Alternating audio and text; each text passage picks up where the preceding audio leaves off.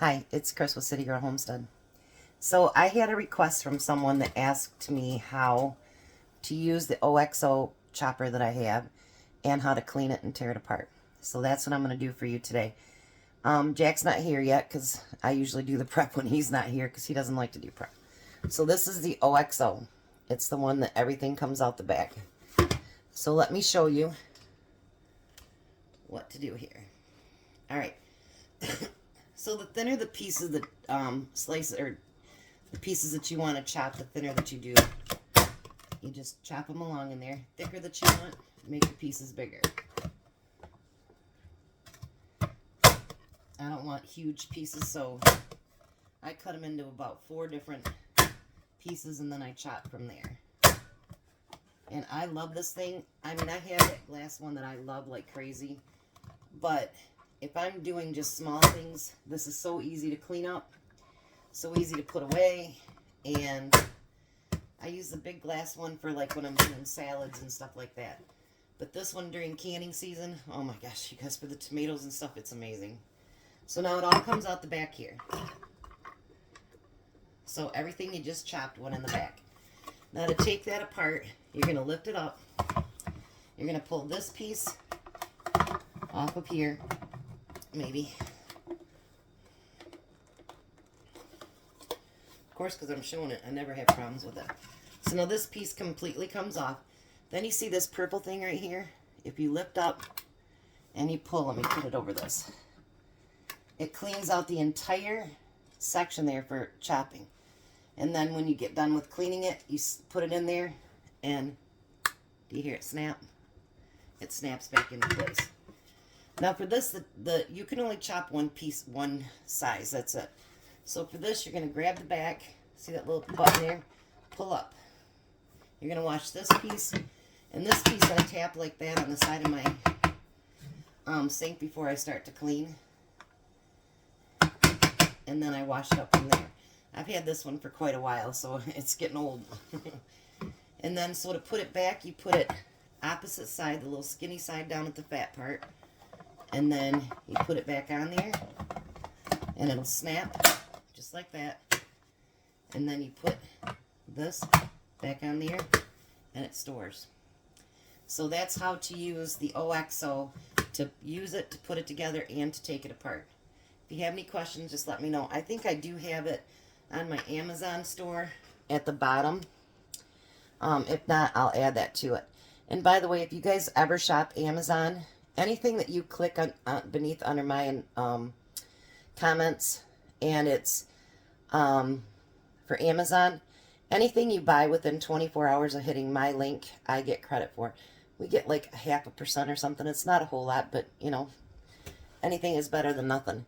And for those of you that use 4-jar lids, or you wished you could have because you live in Canada, they just sent us an email yesterday, and Canada has its own branch now.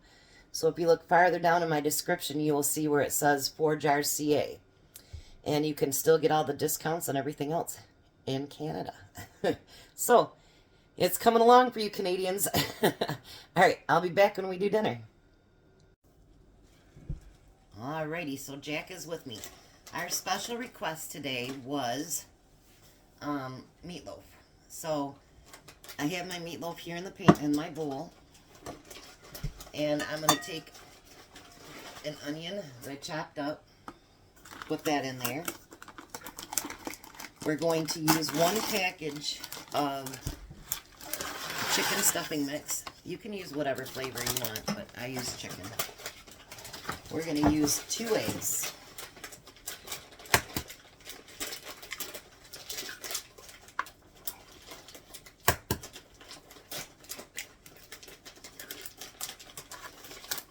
I'm going to let Jack get caught up here.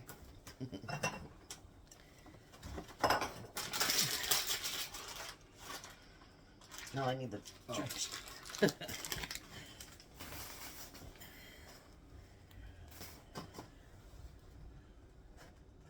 Just crack it on the side of the stove, Jack.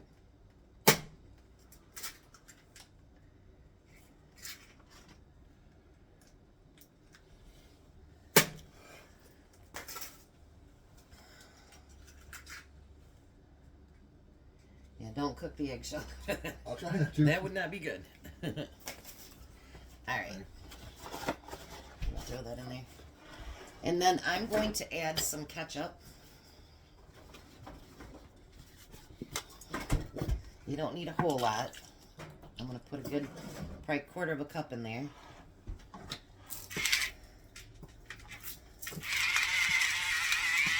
And a little bit of salt. And a little bit of pepper. And then we're going to play with our food. And get all that mixed in together. I got permission to play with food? Yep. You always have permission to play with food.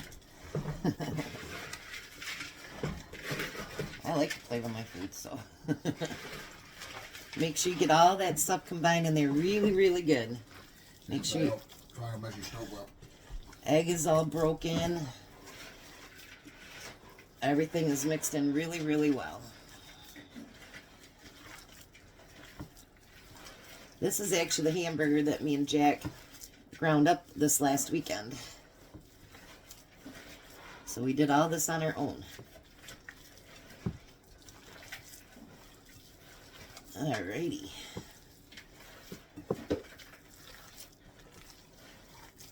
Now you can make it in a regular pan or you can use a bread pan, whatever you happen to want to do. So I'm going to make mine in a bread pan.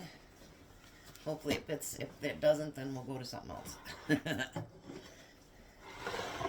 And we're going to spray this bread pan really, really good.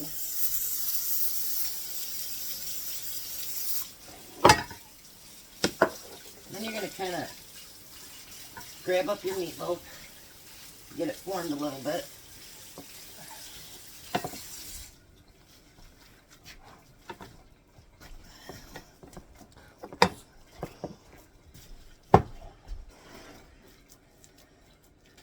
Get it mashed down in there.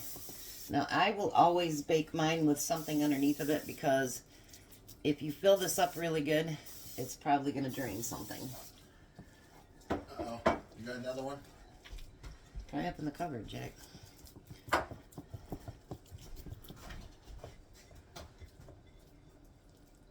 If not, it's over in this cupboard over here. Oh, way back there. Alright. So now I have that all mixed together, put in the pan. And now these take about an hour to cook, if not longer. So, I love meatloaf, but it takes a... Oops. Sorry, guys. It takes a long time. So now what I'm going to do is, for a topping on that, I'm going to take whatever barbecue sauce you got. I happen to have some open pit left.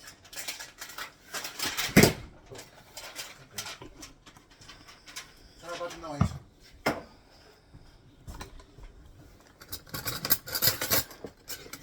And then I'm going to take a couple of spoonfuls of, or one really nice spoonful, how about that? 1.5. However sweet you want it is up to you. And I'm going to mix that in with the barbecue sauce.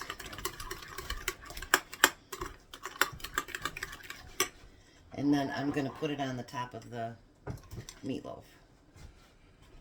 You can put just ketchup if you want, but this actually makes a really nice glaze and it adds a little bit of sweetness to that meat. There we go. I'll catch you up in just a minute, Jack, don't worry.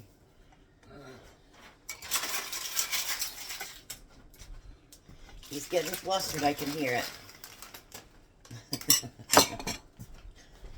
I'm just making all kinds of mess on myself. Alright, and then I'm going to put it on a pan.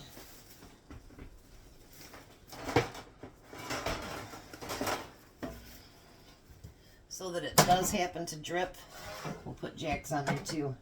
If it does happen to drip, it won't start my oven on fire.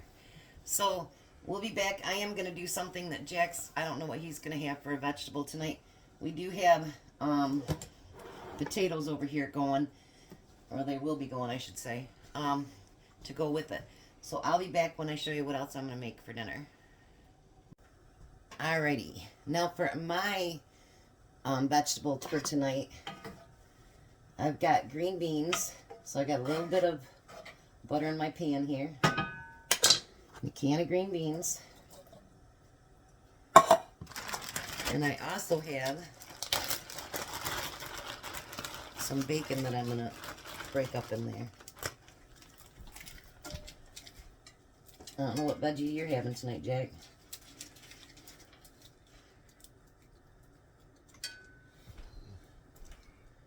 You haven't decided? Not offhand. I'll figure it out when I get there. He said he'll figure it out when he gets there. I'll find the vegetables will figure out. Carrots, corn, green beans. I did make some biscuits. They didn't rise completely, but they still taste good. So we're going to have some rolls with it too. So I'm going to let this cook just till everything gets put together and warm. And that'll be our vegetable for the night too. So we'll be back when dinner's done. Alrighty, there's his dinner. Biscuits, potatoes, meatloaf, and green beans with bacon. Bacon. I'm going to try your meatloaf first. Sure. Look, that one requires a second bite. Really?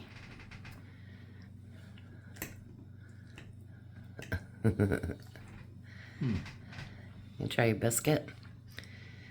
It didn't expand as much as it's supposed to, so I don't think I let it blow up enough, but I think it still tastes good. No, they're good. So what do you think about your dinner, honey? You're fit for a king, as usual. Have a good night, Tom. I say bye, Tom. No, I didn't say it yet. Bye, Tom. Bye, Tom. You guys all have a blessed night and be a blessing.